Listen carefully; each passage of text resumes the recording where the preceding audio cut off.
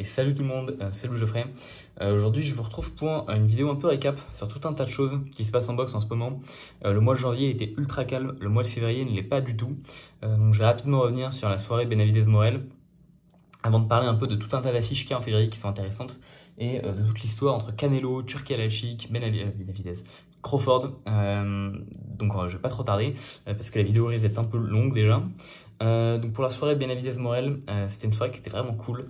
Il y a eu plein de combats sympas, notamment Stephen Fulton qui redevient champion du monde. Alors ça, bon, je me permets de spoiler un peu les résultats, je pense que vous êtes déjà un peu au courant de tout. Vraiment, Fulton qui devient champion en battant Figueroa, je l'aurais pas parié. Fulton, pour rappel, qui était champion unifié des super coqs, donc il était champion WBC et WBO. Il s'est fait, en vrai, il faut le dire, écraser par Inoue lorsque Inoue est monté de catégorie. Le premier combat qu'il a pris, c'était directement le numéro 1 de la KT, champion unifié, et c'était Fulton. J'étais parmi ceux qui disaient que Fulton allait poser un problème à Inoue, parce que Fulton, c'était un vraiment bon combattant, qui à ce moment-là avait enchaîné pas mal de bonnes victoires. Et notamment une victoire contre Brandon Figueroa et contre Angelo Leo. Et en fait Inoue l'a défoncé. Vraiment, il faut dire les termes. Fulton n'a pas vu le jour. Je pensais que Fulton aurait la capacité d'outbox un peu Inoue, et c'était pas le cas. Il était moins bon boxeur qu'Inoue. Donc bon, voilà, c'était terrible. Tous les Américains se sont sentis très déçus par Fulton, qui s'était complètement lâché à ce moment-là. Et c'est vrai qu'il n'a pas été hyper convaincant dans son retour. Il a mis quasiment un an à revenir. Il a affronté Castro, qui était un ancien un ancien adversaire de Figueroa. Figueroa l'avait battu de manière convaincante. Fulton l'a battu de manière peu convaincante, notamment en allant à terre. Je considère que la décision est quand même valide pour Fulton, mais c'était assez serré. Et quand on a vu qu'il avait une chance mondiale contre Figueroa, enfin je dis on, en tout cas quand moi j'ai vu, je considérais que ça sortait un peu de nulle part, parce qu'il sortait quand même d'une lourde défaite et d'une victoire serré contre un type qui n'était pas un top 5 de la KT. Donc je considérais que c'était un peu prématuré et j'avais peur qu'il se fasse un peu laminer. Et j'avais l'impression que c'était un autre cas de figure. On avait deux types qui s'affrontent et puis finalement le perdant qui a en fait une suite de carrière beaucoup plus fulgurante que le gagnant. J'avais déjà un peu parlé de ça entre Navarrete Valdez et entre Benitez et Duran. En fait, c'est pas du tout le cas. Fulton a défoncé Figueroa et donc Fulton est redevenu champion. Alors bon, assez déçu de Figueroa qui... alors je sais pas si juste il avait l'impression d'être un bon combattant parce qu'il a affronté des gens qui étaient moins bons dans ses combats précédents, lorsqu'il est monté en plume. Je sais pas s'il était juste pas sur la bonne soirée. Alors, en tout cas, ce qui est sûr, c'est qu'avant la soirée, il était déjà en train de dire « Ouais, moi je battrai Inoue quand il montera ». Bon, du coup ça tombe un peu à l'eau, parce que la carrière de Fulton, la carrière de Figueroa, pardon, paraît un peu difficile maintenant. Peut-être qu'une montée de poids, ce serait le mieux pour lui, je sais pas. Mais ce qui est sûr, c'est que j'enterrais vraiment Fulton avant le combat, qui pour moi avait aucune chance de gagner cette revanche. Et il a pas seulement gagné le combat, il a gagné le combat en mettant quasiment 12 rounds de 0 à Figueroa. Il a gagné le combat en supposément Timberland et un short, en jean quoi. Bon, en fait c'était, de ce que j'ai compris, bien des bonnes chaussures de boxe et bien un bon short de boxe, mais qui ont simplement été designés par un type qu'on appelle le chirurgien. Bon bref, en tout cas il a fait le tour de la planète grâce à ces images. Et donc Fulton est de nouveau champion quoi. Et bon c'est super, ça montre quand même à quel point Inoue est un excellent boxeur, à quel point sa victoire contre Fulton a vraiment vieilli comme du bon vin, parce que quand même quoi, c'était pas censé être un pitre en face Figueroa et il s'est fait laminer. Bon bref, donc bon j'ai hâte de voir Inoue qui monte en poids plume. Ça va être sympa d'avoir la revanche contre Fulton. Je pense que mon Fulton sera aussi défoncé malheureusement pour lui. Mais donc voilà, c'est plutôt cool. Et du coup, cette KT des plumes qui continue de switcher toujours un petit peu. On n'a toujours pas de champion unifié. C'est toujours une catégorie qui manque beaucoup d'unicité et de hiérarchie. Mais ça continue d'être toujours intéressant. On est toujours intéressé par des unifications. Maintenant, les champions, là, c'est Nick Ball, la petite boule de muscle. C'est Espinoza, la perche. Et puis, donc, c'est Fulton, l'américain. Et Angelo Leo, que Fulton a déjà battu en Supercoq. Donc bon moi je suis chaud pour n'importe quelle unification là-dedans, mais je suppose que ça arrivera un jour, j'espère. Peut-être que grâce à Inoue on aura un peu des unifs. Entre temps on a aussi eu Jesus Ramos qui a remporté son combat. J'ai mangé le nom du mec qui l'a affronté. Il a gagné ça par KO au 8ème.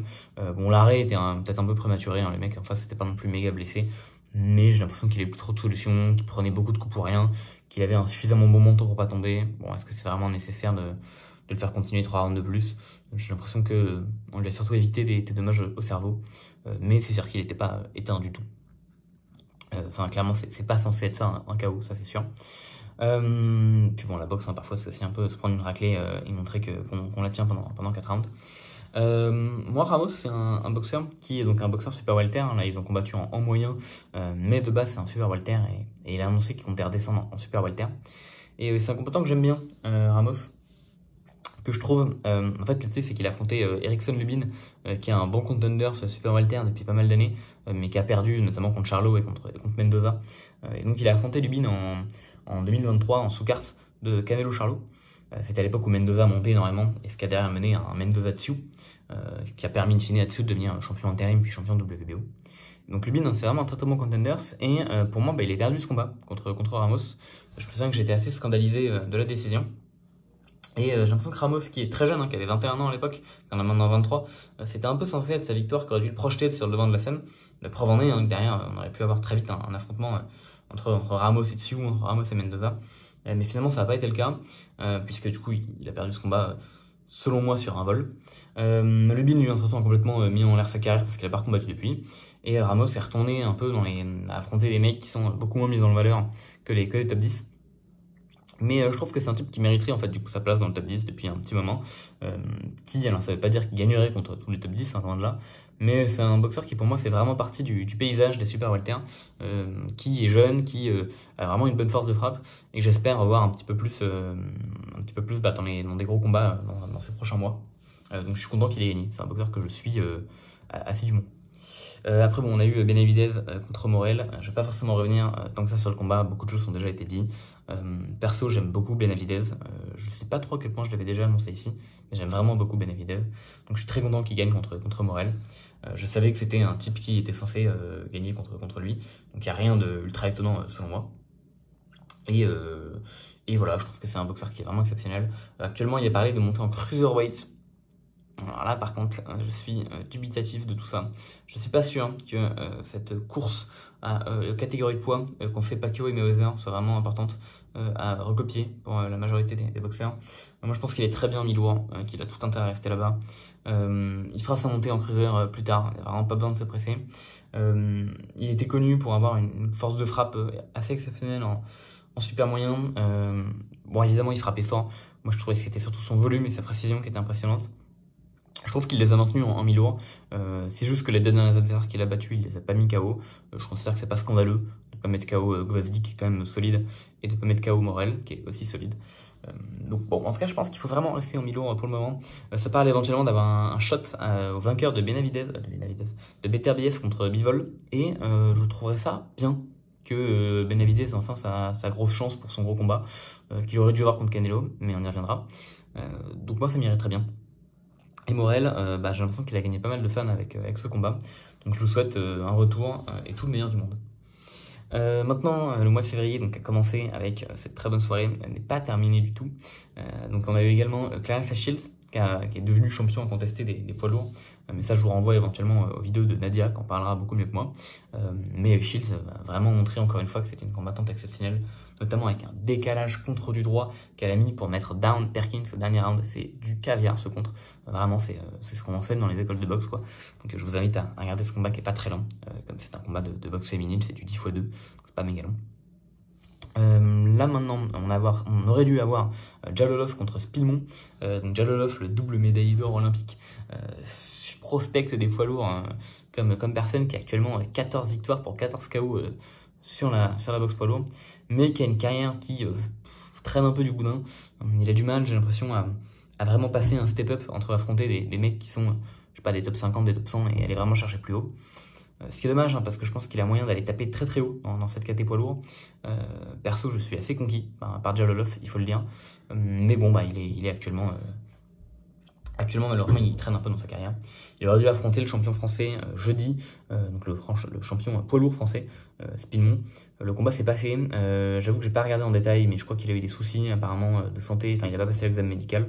Visiblement, c'est lié au fait que dès qu'il prend l'avion, il a des soucis. J'ai dit qu'il était en mesure de combattre, mais la commission n'a pas autorisé le combat. Donc, quelque part, c'est bien, la commission a protégé les boxeurs. Même si bon, j'aurais bien aimé voir Jalolov combattre. Donc bon, voilà, affaire à suivre. Je sais pas s'ils organiseront de nouveau un combat. Honnêtement, je suis pas sûr que ce soit vraiment nécessaire. Après, je pense que c'était surtout histoire de se remettre en jambe après les JO, avant d'aller chercher des plus gros poissons. Je pense que Jalov peut aller chercher des plus gros poissons, pas forcément un top 5 direct, hein, mais au moins un nom qu'on connaît. Genre, typiquement, les gens, on en va parler juste après. Puisque donc ce week-end, une affiche qui a été lancée il y a longtemps, c'était l'affiche de Wallin contre Chisora, qui est une affiche que je trouve comme étant pas mal. C'est-à-dire qu'on a Chisora, qui fait son éternel gatekeeper, qui continue de prendre des noms qui sont toujours après une défaite et qui veulent se faire la cerise en affrontant Chisora. Pour certains ça passe, pour d'autres ça passe moins. On pensera à Joe Joyce, qu'on embrasse et qu'on respecte. Et donc Wallin, hein, qui était un combattant qui a perdu 2 fois, une fois contre Fury, une fois contre Joshua. Qui n'aurait pas perdu contre les deux? Il était connu parce qu'il avait fait un vrai combat à Fury, notamment en lui faisant une coupure au niveau de l'arcade, qui a nécessité énormément de points de suture, je crois 47. Et il a beaucoup joué durant le combat sur la coupure, en frottant son gant sur la coupure de Fury pour continuer de l'ouvrir. Enfin, des stratégies qui sont pas très nobles, mais bon. Donc il a un peu percé à ce moment-là. Et puis il a fait son bonhomme de chemin jusqu'à affronter Joshua en fin 2023 sur le Day of Reckoning. On s'attendait à ce qu'il donne un combat difficile à Joshua. Joshua a éclaté. Et puis voilà, à ce moment-là, il est reparti un peu dans les tréfonds des classements. Et donc il revient. J'ai vu un combat contre un Nigérian qui était top 300. Enfin bref, que du coup il a étalé en un round. Là, il revient contre Chisora. Je pense que c'est pour Wallin potentiellement son ticket pour revenir un peu sur le devant de la scène. Hein. Il est encore classé 12e chez Bob Strike, c'est tout à fait honorable. Et c'est vrai que là, il est plus dans les discussions des Saoudiens dans les prochains adversaires au championnat du monde des poids lourds. Hein. Il fait pas partie des Zhang, des Kabayel, des Bakolé, il est pas dans cette ligue-là. Mais il est quelque part pas très loin derrière. Donc je pense qu'il a la volonté de revenir un peu avec dans le peloton en battant Chisora. Chisora qui va sûrement faire son très bon combat comme d'habitude. Hein. Il donne vraiment des combats difficiles à tout le monde. C'est pour ça que c'est un combattant qui est aussi respecté. Il suffit de voir ce qu'il a fait à Joe Joyce pour se rendre compte qu'il est vieux, mais c'est un type qui est vraiment durable. Ce sera jamais un champion du monde, ce sera pas un type qui méritera d'aller au Hall of Fame, enfin rien de tout ça, mais c'est un combattant sur qui on doit poser des lettres de respect, clairement. Et donc évidemment, comme d'hab, pour les combats de Chisora, son adversaire est favori. En tout cas, moi je considère que Wallin est favori. Mais je pense que la physionomie du combat, ça va être un combat difficile pour Wallin, que Wallin devrait remporter. Mais une victoire de Chisora ne me choquerait pas du tout, connaissant le personnage. C'est un combat qui a des chances d'être sympa, malgré tout. Donc il y aura ce week-end. C'est une affiche qu'on a depuis hyper longtemps, je crois que c'est la première affiche de février qui a été annoncée. Et finalement, on va voir que ça fait pas une figure par rapport à toutes les autres qui suivent. Puisque le week-end d'après, donc le 15, on a 2 affiches qui sont très cool. On a d'abord la première qui a été annoncée, c'était Jack Catterall contre Arnold Barboza Jr. En super léger, donc à 140 livres. Et perso, je critiquerai cette affiche autant qu'il le faut, parce que qu'est-ce que fout Catterall encore affronter un contenders de la division. Catterall, je vais finir vraiment par croire que c'est le meilleur boxeur de la catégorie, et je suis parfaitement honnête là-dessus. C'est un type qui aurait dû être champion en contesté en 2021 en battant Josh Taylor, il s'est fait voler. Il a ensuite affronté des noms qui n'étaient pas les très gros noms de la KT en 2022-2023. 2024, il est revenu pour affronter Josh Taylor qu'il a battu. Il a affronté Régis Prograis qu'il a battu assez largement. Et maintenant, il est toujours pas avec sa chance mondiale. Donc en attendant, on a Teofimo Lopez qui est champion de WBO et Ring, puisqu'il a ramassé la petite cuillère Taylor en 2023. Malgré tout, dans un très bon combat, hein. Taylor était loin d'être fini à ce moment-là. En tout cas, loin d'être vu comme fini. Donc je veux pas non plus trop enfoncer notre pauvre Teofimo. Mais là, ça fait 1 an qu'il a pas combattu. Et puis, je crois qu'on sait toujours pas. Supposément, c'est Hitchins, mais je crois que c'est toujours pas officiel. Il fait n'importe quoi avec son promoteur. On lui a proposé Mathias pour 2,6 millions de $. Il a dit non. Enfin bref, c'est lunaire ce que nous propose Teofimo Lopez en ce moment. Vraiment, j'en ai parlé il y a pas longtemps. Pourquoi il affronte pas Catterall. On a la WBA qui fait je sais pas trop quoi, la Valenzuela qui doit affronter Gary Antoine Russell. Ils sont toujours pas affrontés. Il y a toujours pas de Catterall contre Valenzuela.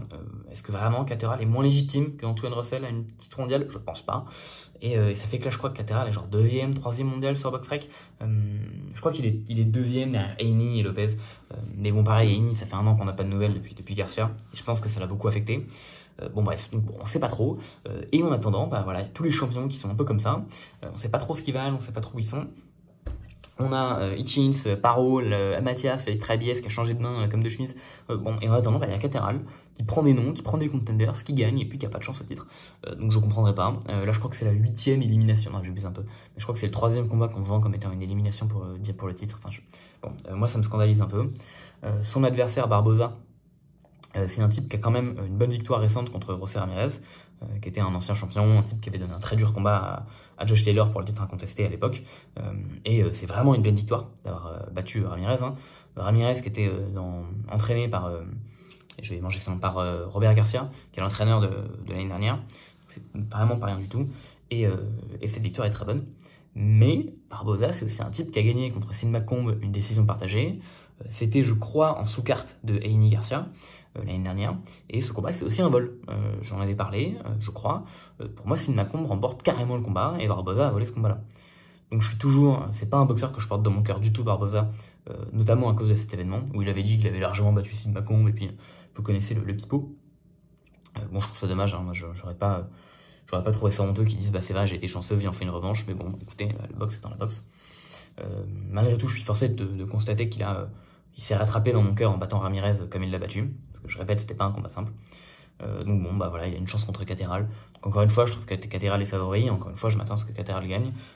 C'est mon chouchou de la catégorie à peu près sans aucun problème. Un anglais en plus, imaginez bien, j'apprécie un anglais, mais qu'est-ce qu'il faut pas entendre. Donc bon, bah voilà, j'espère vraiment que Catterall gagnera ce combat, qui finira par avoir sa chance au titre, qui finira par être champion et qui finira par être reconnu, parce que vraiment, en fait, il est en train de nous faire une Joyce, il est en train de faire le type qui prend top 10 sur top 10, et à qui on fait miroiter une chance mondiale qui arrive jamais. Sauf que limite, Joyce, il était dans une caté où il y avait deux champions qui faisaient des revanches sur revanche sur revanche, et qui affrontaient aucun challenger du tout. Donc certes, Joyce était le plus méritant, mais il affrontait personne. Enfin, il n'affrontait pas les champions parce que les champions ne défendaient pas leur titre. Là, on a des champions qui défendent leur titre tous les 6 mois, tous. Il n'y a pas un seul champion initié. Le fait que Catterall passe à ce point entre les mailles du filet, c'est indécent. Mais bref. Donc voilà, je pense que Catterall devrait remporter ce combat. Et j'espère vraiment pour lui. C'est un boxeur qui est haut dans mon cœur. Et donc la soirée sera en Angleterre. La deuxième autre grosse soirée de la soirée, le cas de le dire, c'est Berinchyk contre Keishon Davis. Keishon Davis, qui a sa première chance mondiale, après avoir battu de manière très impressionnante Gustavo Lemos, combat sur lequel je ne sais plus à quel point j'étais revenu dessus, mais Lemos qui avait donné un très dur combat à je sais plus qui, mais encore une fois, à Hitchins justement. Non, mais quand je vous dis que tout est lié, Lemos qui était un super léger, qui a donné un très dur combat à Hitchins, combat que selon moi Lemos aurait dû gagner, mais bon, la boxe est dans la boxe. Hitchins qui pour moi aurait dû perdre ce combat, qui a une chance mondiale, puis chance mondiale qui remporte vraiment haut la main contre Paro, enfin incompréhensible. Et en attendant, Lemos qui est forcé à descendre à 130 livres, enfin 135 livres, et qui se fait cueillir par Davis de manière ultra impressionnante. Donc Davis est sur une très grosse performance contre un très bon boxeur, et donc là il va affronter Denis Berinchyk. Donc bon, Berinchyk qui est quelque part vu comme le plus faible des champions à 135, les autres c'est Davis, Shakur et Lomachenko. Donc Berinchyk c'est un peu le type qui fait tâche au tableau. D'ailleurs je crois que Davis est mieux classé que Berinchyk dans les fédérations. Berinchyk c'est un Olympien de 2012 qui a une carrière qui a stagné de fou. Il a eu 17 combats en 12 ans. Donc il a fini par devenir champion contre Navarrete l'année dernière, dans un combat où il était d'ailleurs pas favori, un combat qu'il a remporté en allant plusieurs fois à terre, qu'il a remporté par décision, et en disant que Navarrete aurait probablement pu le finir au 11e s'il n'avait pas eu une aussi bonne poker face et s'il n'avait pas pu cacher à Navarrete qu'il était blessé. Donc bon, il n'a pas défendu son titre depuis, il est vu comme la piñata et le titre facile à 135. On verra s'il fera en effet un combat facile, s'il donnera en effet un combat facile à Davis ou pas. Je pense que c'est un combat qui techniquement avantage les deux, même si c'est presque Davis qui a le statut du champion dans le combat quasiment. Mais je pense qu'une victoire de Davis évidemment enterrerait Berinchyk définitivement et le considérer peut-être un peu plus à juste titre comme un champion mauvais qui a été champion un peu par chance. Ce qui n'est pas le cas, je pense, mais je pense que c'est l'image que ça continue à transmettre parce que c'est l'image qui est déjà présente chez beaucoup de gens. Et si Berinchyk gagne, j'espère que ça le mettra un peu plus légitime aux yeux du public. Davis lui a déjà parlé de combats qu'il aimerait faire après. Je crois qu'il a parlé de combats contre un type à 140 livres. Je sais plus s'il a dit Devin Haney ou Ryan Garcia, enfin je sais plus. Bon, je suis toujours aussi affairé par voir que les Américains ont des aussi grandes gueules, vraiment. Entre Figueroa qui disait quand j'aurais battu Fulton j'affronterais Inoue et qui s'est fait shut-out 12 rounds à 0. Bon, j'espère que Davis ne sera pas aussi ridicule que l'a été Figueroa, mais je suis pas sûr que ce soit très rassurant d'avoir des boxeurs qui se montrent aussi dispersés et aussi peu concentrés sur leur adversaire qui sont censés battre dans une semaine, genre, mais bon bref. Donc bon, le combat s'annonce quand même sympa. Je pense que Davis a la volonté de s'inscrire comme étant un gros nom de la catégorie des poids légers et derrière de pouvoir éventuellement unifier entre Dank, contre Shakur, contre Loma si Loma revient. Bon, je pense que c'est moyen pour lui de peser un peu plus dans les négociations que de battre Berincic. Voilà, bon, à voir ce que ce combat donnera. Je pense que Davis est malgré tout favori. Après, on a le 22. Le 22 février, alors ça va être une soirée, ça va être la soirée de l'année. Mais je pense, hein, on est le 22 février, ce sera la soirée de l'année. C'est simple, la sous-carte, je pense que c'est l'une des meilleures sous-cartes que j'ai jamais vues. Vous voyez, l'année dernière, il y avait deux soirées japonaises qui sont faits un jour après l'autre. Et je trouvais que les combats étaient géniaux parce qu'il y avait 4 combats à chaque fois et les 4 étaient des super combats. Donc ça faisait en tout 8 très bons combats. Là, je crois qu'on a aussi 8 très bons combats, mais en une soirée. On a des trucs genre Jean Kabayel, on a des combats, évidemment comme Beterbiev Bivol, on a Shiraz Adams. Non, ça va être une soirée de dingue, ça va vraiment être une soirée de fou. Tant et si bien que je pense pas en parler plus que ça ici, parce qu'en fait ça mériterait une vidéo à part entière, tellement il y a de choses à dire sur ces combats. Et la dernière soirée qui arrivera seulement 2 jours plus tard, mais rendez-vous compte, c'est la 2e fois en 6 mois qu'on a Beterbiev et Nakatani qui combattent à 2 jours d'écart. Est-ce qu'on se rend compte de la dingue? On va avoir encore une fois un week-end de fou malade. Et donc cette soirée sera la soirée japonaise. Je pourrais presque aussi en parler à part, mais malgré tout je fais le choix d'en parler maintenant, parce qu'elle est quand même moins stack assurément que la soirée des Saoudiens. Cette soirée-là, on va avoir donc Nakatani qui va défendre son titre contre Cuestras, qui est donc un très très bon Mexicain qui est dans les classements depuis pas mal de temps. La catégorie des poids coqs, c'est une caté où il faut qu'on le se dise. Elle se fait surnommer Japan Tamweight. Tous les champions sont japonais depuis mai dernier. Ça va faire presque 1 an qu'ils tiennent tous les titres. Et ça fait plus d'1 an que la majorité des gens du top 10 sont japonais. Ce qu'on attend, et ce qu'on a attendu depuis mai dernier, c'est des unifications. Mai dernier, les gens ont dit, tous les titres sont au Japon. Unifier de nouveau la KT comme l'a fait Inoue, ça va être super facile, parce qu'en 2 combats, c'est fini. Tu vas affronter 2 japonais, et le vainqueur des 2. C'est ultra simple. Et j'étais parfaitement convaincu, et les gens ont répété à tue-tête, et j'en ai peut-être fait aussi, que ça allait s'unifier ultra vite. On n'a toujours pas eu une unification. Et je commence sérieusement à perdre espoir. Surtout qu'on était arrivé à un stade où il n'y avait quasiment plus aucun challenger légitime, à part genre Astrolabio, que Nakatani a écarté en un round en juillet dernier. Là, je trouve que Cuestras est malgré tout un bon challenger. C'est un type, je crois, qui est top 5 The Ring. C'est un type qui, pour moi, a de la place sur The Ring contre Nakatani. Mais je trouve quand même qu'il force un peu à toujours essayer de nous trouver des boxeurs pour faire des challengers contre les 4 japonais qui méritent vraiment qu'une chose s'est unifiée. Tassana Salapat, j'ose le dire, c'est un challenger qui était décevant malgré son record flashy. Yoshi Kitake doit aussi affronter donc le champion de WBO des poids coqs, doit affronter un Thaïlandais. Ça aurait dû se faire en sous-carte de Inoue contre Sam Goodman. Finalement, il s'est blessé, machin, ça a été reporté. Je trouve que c'est un combattant qui, vraiment, c'est-à-dire qu'il y a quand même une organisation qui s'est dit, bon, le numéro 2 mondial, c'est ce Thaïlandais. Bon, ça me semble un peu lunaire, mais soit. On a, donc, bon, comme j'ai dit, Nakatani qui défend ce titre comme il faut. Nishida, le champion ABF, qui va, je crois pas qu'il ait de combat annoncé, mais il a défendu son titre en décembre dernier contre un type qui, pareil, pour moi, c'est à aucun monde où tu te dis qu'il est numéro 2 de la catégorie, mais bon, bref. Et le dernier champion, c'est un type que j'adore, qui a vraiment saisi mon cœur l'année dernière, qui s'appelle Seiya Tsutsumi. C'est un type qui va faire sa première défense de titre contre Daigo Iga, qui est un ancien champion japonais, qui a malheureusement perdu contre Yoshi Kitake l'année dernière, mais qui a fait un très bon combat. Et ils lui permettent donc de revenir directement pour une chance mondiale contre Seiya Tsutsumi. Ça va être une revanche. Le premier combat s'était soldé par une égalité entre les deux. Maintenant, Tsutsumi est champion. Et c'est un peu une dernière chance pour Iga et un moyen pour Tsutsumi de faire supposément une première défense un peu facile. Parce qu'en théorie, Tsutsumi a gagné en niveau depuis. Et Iga a perdu en niveau parce qu'Iga est un peu vieux et est sur la fin. Ce combat, je pense que c'est un combat qui, encore une fois, fait un peu de sens. Parce que oui, tu fais une revanche entre un challenger qui a été méritant il n'y a pas longtemps et le champion contre qui il a fait une égalité. Donc ce combat a du sens sur le papier. Et c'est pour ça que je vais le regarder. Et surtout parce que Tsutsumi, qui est vraiment l'un de mes boxeurs préférés depuis sa performance en octobre dernier contre Takuma. Tsutsumi, sur lequel j'ai pas mal d'attentes, puisqu'il a fait une performance de dingue en gagnant son titre en octobre dernier. Mais il était contrôlé par des choses exceptionnelles. Il avait... j'ai fait une vidéo pour raconter ce combat un peu, mais il avait des émotions qu'il a mis dans ce combat qui sont vraiment géniales. Je sais pas s'il arrive à retrouver tout ça. Et il y a certains cas dans la boxe où un type fait une performance qui est largement au-dessus du niveau qu'il devrait avoir.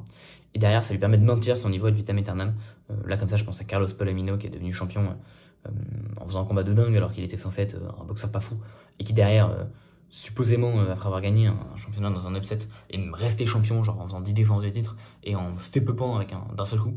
Donc il a gagné en niveau d'un seul coup. Il y en a d'autres où c'est l'inverse, hein, c'est ce qu'on appelle des one-hit wonders. Les mecs qui, d'un seul coup, ont un niveau dingue et puis retombent juste après. Genre Douglas, qui est le meilleur exemple. Bon, je sais pas si Tsutsumi appartiendra en première ou deuxième catégorie. En tout cas, j'espère qu'il gagnera ce combat, puisque c'est un boxeur que j'ai très très cher dans mon cœur. Mais bon, encore une fois, est-ce que vraiment on a besoin de ces combats-là? Est-ce qu'on, là, ce qu'on attend, c'est pas une unification? Bon, je pense que ça se défend. Je veux dire que l'unification se défend. Et je pense que ces combats sont pas forcément très utiles. Enfin bon. Mais donc ça sera le 22 et c'est malgré tout une soirée à suivre. Il y a d'autres excellentes soirées japonaises qui ont lieu en mars, dont je parlerai dans quelques semaines. Je pense que ça sert à rien que j'en parle plus maintenant. Il y a Teraji qui combat, il y a, comment il s'appelle, il y a Yabuki qui combat aussi. Bref, je parlerai de tout ça quand il faut. Et enfin, les derniers gros points sur lesquels j'aimerais revenir, c'est Canelo Crawford, Turki Al-Alchik et puis qui font des bêtises. Globalement, ce qui s'est passé les derniers jours, c'est qu'on a eu donc le Ring Magazine qui est détenu par Turki Al-Alchik, Crawford qui est dans la main de Turki Al-Alchik et Canelo qui refuse de faire du bise avec Al-Alchik depuis longtemps. Et le Ring Magazine annonce que Turki Al-Alchik et Canelo sont en train de faire du business. Turki Al-Alchik qui veut Canelo Crawford depuis très longtemps, qui annonce plus ou moins par The Ring que le combat est officiel pour septembre. Donc ça a mis le feu aux poudres, tout le monde a fait des vidéos dessus. Et je veux dire, moi j'en ai pas fait pas parce que je suis le grand sage de la montagne, hein. Je voulais complètement en faire une. On a eu une news comme qu'en fait le combat a été annulé genre 48 heures plus tard. Et c'était avant que je tourne ma vidéo. Donc c'est dommage parce que bon voilà, j'avais des trucs à dire, mais c'est pas grave. Rien de... Enfin, j'ai regardé d'autres vidéos sur le sujet et je me suis rendu compte qu'il se trouve que de toute façon la majorité des choses que je voulais dire ont déjà été dites, notamment par Antenne Box. Mais bon, malgré tout, j'avais des choses à dire. Et donc finalement, voilà, combat annulé, pas de Crawford Canelo, c'est très bien, c'est super. Et maintenant, nouvelle news, en fait si. Parce qu'apparemment, il y a eu Canelo Jake Paul qui s'est discuté en coulisses pour le mois de mai. Et finalement, Canelo aurait dit pas de Jake Paul. À la place, je vais faire 4 combats avec Riyad Season, globalement en mai puis septembre 2025 et 2026. Et on a eu des potentiels adversaires. Et je veux dire, ça sert à rien que je commence à discuter de l'adversaire de Canelo en septembre 2026. Enfin, si ça n'engage que moi, je trouve que le fait de prévoir des combats après le combat que tu as déjà, en boxe, c'est un truc ridicule. Parce que tu sais pas ce qui va se passer. Et je trouve que c'est aussi arrogant qu'un manque de respect que de dire « Oh là là, en février prochain, je reprendrai Bivol quand j'aurai battu les deux mecs en mai et en septembre. » Mais bon, bref. Ça n'engage que moi. Mais surtout, le combat en mai, les deux adversaires qui ont été apparemment cités selon The Ring Magazine, pourraient être potentiellement des adversaires de Canelo en mai. Donc il y a eu Christian Mbili qui était revenu beaucoup. Et il avait dit, je crois qu'il voulait affronter soit Christian Mbili, soit Diego Pacheco, Canelo. Le truc, c'est qu'Mbili s'est fait traquenarder dans une élimination. Soit William Skull. Donc Canelo, voilà, avait un peu sorti les noms. Mbili qui est mon challenger un peu légitime, même si pas méga connu à l'international. Et puis William Skull, le type qui m'a piqué la IBF. Et finalement, Mbili s'est fait traquenarder dans un éliminatoire IBF contre les Lessadjo. Ce qui me convient quand même un peu parce que le combat risque d'être cool. Le combat risque d'être à Paris. Ça se ferait en mai. Je serai à Paris en mai. J'irai voir le combat si ça se fait. Bref, je veux dire, fondamentalement, moi ça me dérange pas qu'Mbili affronte les Lessadjo. Mais c'est sûr qu'entre Mbili Canelo et Mbili et les Lessadjo, j'aurais préféré Mbili Canelo. Donc ça s'est joué genre à 2 semaines. Du coup, Mbili s'est fait traquenard. Et je sais pas trop si du coup il va briser son engagement avec la IBF, leur mettre une balle dans le dos et partir voir Canelo, ou s'il va faire les Lessadjo en mai comme prévu. Donc le deuxième nom qui était sorti c'était William Skull, et ça là The Ring l'a pas sorti, peut-être qu'on aura Skull, et là les noms qui ont sorti The Ring c'est Jermall Charlo. Donc alors ça, mais je tire la gueule. C'est-à-dire que, qu'est-ce que vous venez nous foutre Jermall Charlo contre Canelo? Je pense que c'est histoire qu'il descende encore un peu plus, histoire qu'en fait il quitte le pound for pound dans mon esprit définitivement. C'est-à-dire que là il a dégringolé, je crois que je l'ai 7ème, 8ème actuellement, et ils veulent vraiment le faire sortir du top 10. Et surtout, il y a un deuxième nom que The Ring Magazine a sorti pour le mois de mai, et ce nom-là, c'est Bruno Suras. Et je veux dire, l'idée, c'est que, vous connaissez forcément Bruno Suras, je vous ferai pas l'affront de vous rappeler qui c'est. Il y avait supposément une revanche qui était prévue contre Mister Jaime Munguia. Maintenant, je vais pas mentir, il y a Canelo qui m'appelle pour un bif à 5 millions de dollars. Il y a Munguia qui me menace de me mettre un procès au cul si je ne fais pas son combat revanche contre lui. Mais je fais pas le combat revanche en fait. Je vais affronter Canelo, je gagne 5 millions. Je paye 500 000 à Munguia pour les procès d'avocat et j'empoche 4,5 millions de dollars. Et une chance de devenir le type qui bat Canelo. Donc, je veux dire, si c'est vraiment, ils font une proposition à Suras, c'est une dinguerie. Mais malgré tout, je propose de vous poser 2 secondes. Canelo, c'est quoi cette merde? Non mais c'est-à-dire, Canelo, on parle quand même du type qui a l'une des catégories les plus denses de la boxe depuis quelques années, qui se permet de dégager Benavidez et Morel dans la catégorie du dessus en leur bloquant des combats, qui se permet de refuser d'affronter Mbili, de refuser d'affronter la majorité des challengers qui lui étaient légitimes, je pense à des Pacheco notamment, et qui se ramène à vouloir affronter d'abord Crawford pour le faire monter de 2 catégories, ce qui est super parce que je veux dire, c'est vrai que Canelo il a vraiment l'habitude en plus d'affronter des super moyens quoi. Il a pas du tout l'habitude d'affronter genre Jermel Charlo qui vient des super welter, d'affronter genre Golovkin qui vient des moyens, d'affronter genre qui d'autre bah Munguia qui vient des super welter aussi. Bon, il a fait 2-3 combats en super moyens donc il est un peu plus légitime. Mais je veux dire, c'est pas du tout dans les habitudes de Canelo que d'affronter des mecs plus légers, de les battre et de faire oh j'ai battu des mecs plus légers. Enfin bon, pas du tout lui. Donc c'est vrai que bon, s'il pouvait affronter Jermel Charlo, le retraité toxico qui fait cet accident de voiture, ou Bruno Suras, avec tout le respect que j'ai pour Bruno Suras, qui était quand même un journeyman il y a genre 6 mois, et qui a fait un combat exceptionnel contre Munguia, c'est sûr. Un combat où il avait un game plan qui était rondement mené, etc. Mais bon, Bruno Suras qui reste quand même loin d'être un combattant prouvé, je veux dire, bon. Parce qu'au fond, je veux dire, si Canelo il affronte Suras, c'est pas parce que il a été tellement impressionné par Suras qu'il pense que c'est la menace numéro 1 à son trône et qu'il va affronter le meilleur boxeur des super moyens. C'est parce qu'il se dit j'ai moyen d'affronter un type qui est connu au Mexique parce qu'il a battu une star qui s'appelait Munguia, et puis j'ai moyen de me faire un combat facile pour faire un type qui a eu un combat chanceux. Et c'est la réalité. Si Canelo se dit ça, c'est la réalité. Et est-ce que vraiment tu préfères affronter ça qu'Mbili? Bah si tu t'appelles Canelo, oui, parce que en fait autant continuer de faire du bif avec les ceintures pendant longtemps, maintenant bah, moi je me permets d'être dessus. Et je peux me permettre de dire, et de le penser sincèrement, Canelo, alors évidemment il se trouve que à ce moment-là j'étais pas encore aussi investi dans la boxe que je ne l'étais, et j'ai pas connu l'âge d'or de Canelo. En tout cas je l'ai pas connu en direct. Je l'ai connu a posteriori, notamment ses 2 premiers combats contre Golovkin, mais je les ai connus a posteriori. Donc j'ai pas vécu la hype d'avoir un Canelo qui était numéro 1 pound for pound, et puis qui passait comme une locomotive à travers tout le monde. Reste que actuellement, c'est quand même décevant ce qu'il nous propose, de fou. Mais genre, c'est tellement décevant que ça entache vraiment sa carrière. Et personnellement, c'est un type pour qui c'est triste, mais pas de respect. J'ai pas de respect pour un champion qui fait ça. Et j'ai du respect pour le Canelo qu'il a été il y a quelques années, actuellement, j'en ai aucun.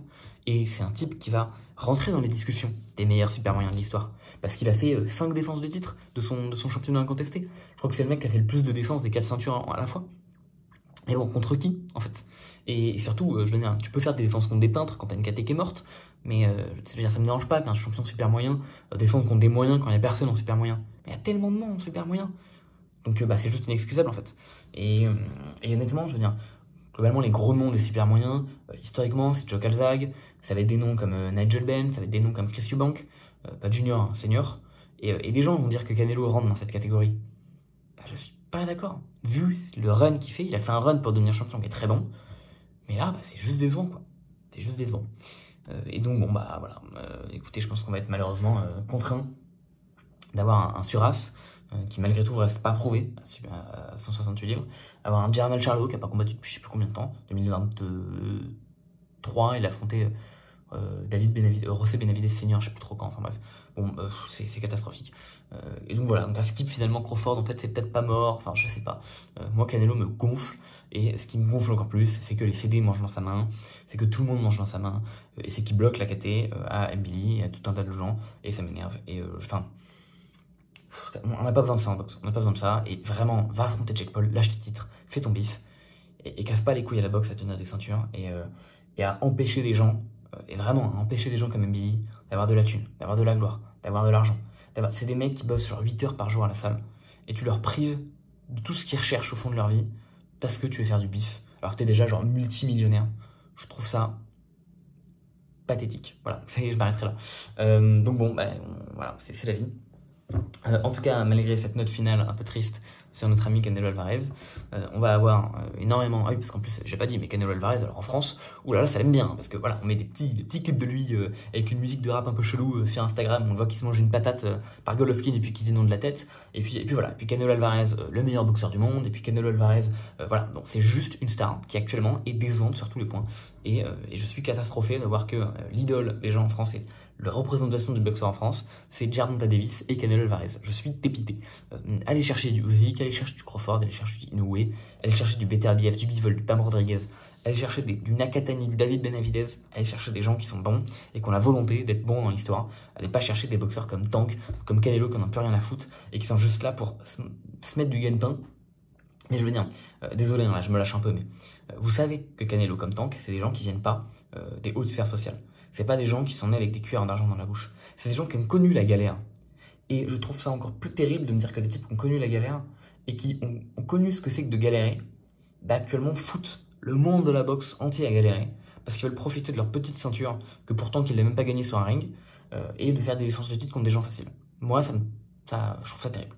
Et je trouve que ça ne me donne aucun respect pour ces deux boxeurs. Malgré la qualité de leur palmarès, hein, vraiment. Et éventuellement, pour Canelo, la qualité du boxeur passé qu'il a été. Mais bon. Enfin voilà, donc malgré cette note un peu négative finale, on a quand même un très très bon mois de février avec tout le monde d'affiches qui sont très bien. Le mois de mars, ça va être un banger également absolu. Donc je vous invite à vous brancher sur les stations box parce que ça va délivrer durant ce mois-ci. Enfin voilà, c'est tout ce que j'avais à dire sur ce mois-là. Je pense que je ferai probablement des vidéos un peu plus complètes sur la soirée de Better BF B-Ball qui va être top aussi. Et sur ce, je vous souhaite une très bonne soirée, une très bonne après-midi, une très bonne semaine et je vous dis à très bientôt. Allez, bye!